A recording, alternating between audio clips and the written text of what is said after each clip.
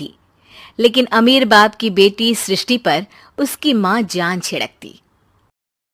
मेरी बेटी कितनी प्यारी है, भगवान सबको सृष्टि जैसी बेटी दे। सृष्टि धीरे धीरे बड़ी होती है।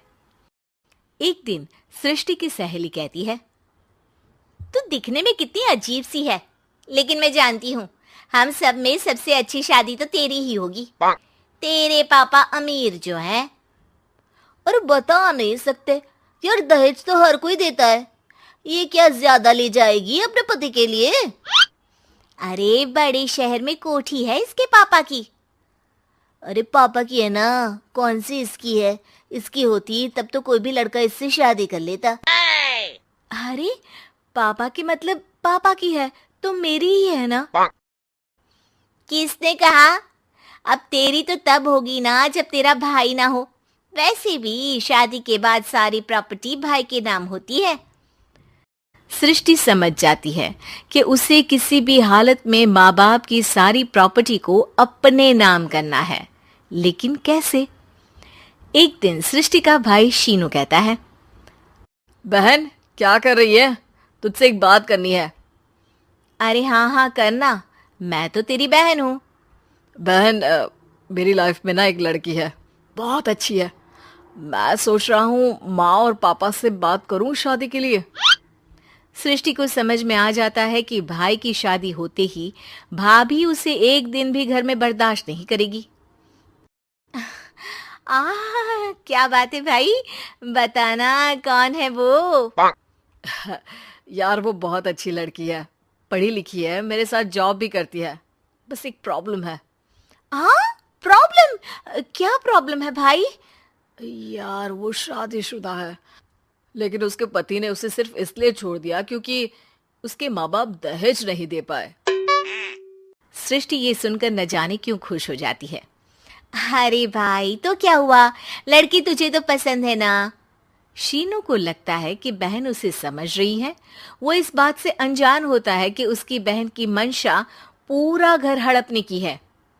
सृष्टि अपनी माँ से कहती है, मम्मी मुझे तो बहुत चिंता है, पता है शीनू क्या कर रहा है? अरे क्या कर रहा है, वो तो काम पर जाता है और वापस घर आता है। नहीं ना माँ, वो यही तो नहीं कर रहा, बाकी सब कर रहा है।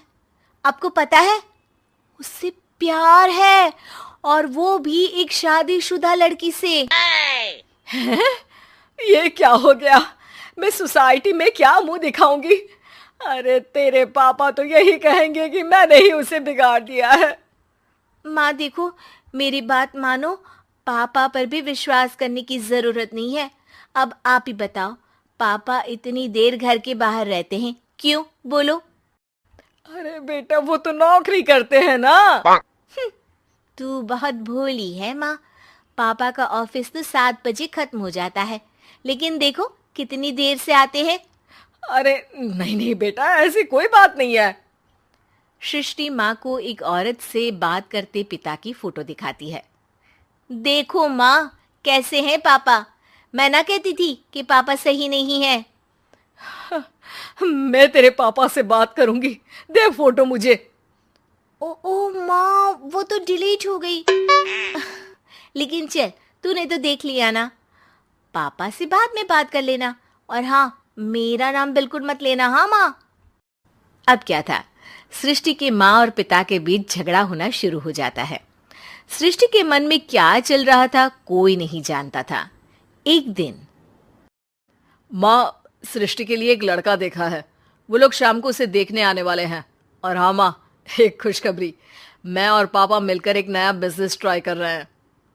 शाम को लड़का आता है, सांवले रंग का। सृष्टि को तो बिल्कुल भी पसंद नहीं आता। लड़की की माँ कहती है, लड़की का चेहरा तो कोई खास नहीं, लेकिन अगर मेरे बेटे को आप लोग सेटल कर दें तो मैं उसकी शादी आपकी बेटी से करवा दूं। सृष्टि को लड़का बिल्कुल पसंद नहीं था। उसे भाई पर गुस्सा आ जाता है। लड़के वालों के जाने के बाद कहती है, माँ देखा शीनू मेरे लिए कैसा लड़का लेकर आया, न दिखाने लायक न सुनने लायक, सेटल भी नहीं, वो भी हम करे। अरे माँ मैं जानती हूँ ये मेरी शादी किसी भी घर में क्यों करवाना चाहता है। अरे, कैसी बात कर रही है बहन? तूने तो देखा ना, लड़के को मैंने ही मना कर दिया तुझसे शादी के लिए। जिसने लड़का बताया था उसने उसकी बहुत तारीफ की थी। बात आई गई हो जाती है, लेकिन सृष्टि का मन शांत नहीं होता। क्या करूं, कुछ समझ में नहीं आ रहा। मेरी शादी हो गई तो ये लोग पूरी प्रॉपर्टी शीनू के नाम कर देंगे। मेरे हाथ तो कुछ लगेगा ही नहीं।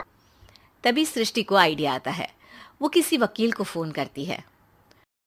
जी देखिए, अगर आपके मम्मी पापा का तलाक हो जाता है तो आपके पिता की आधी प्रॉपर्टी आपकी माँ के नाम हो जाएगी।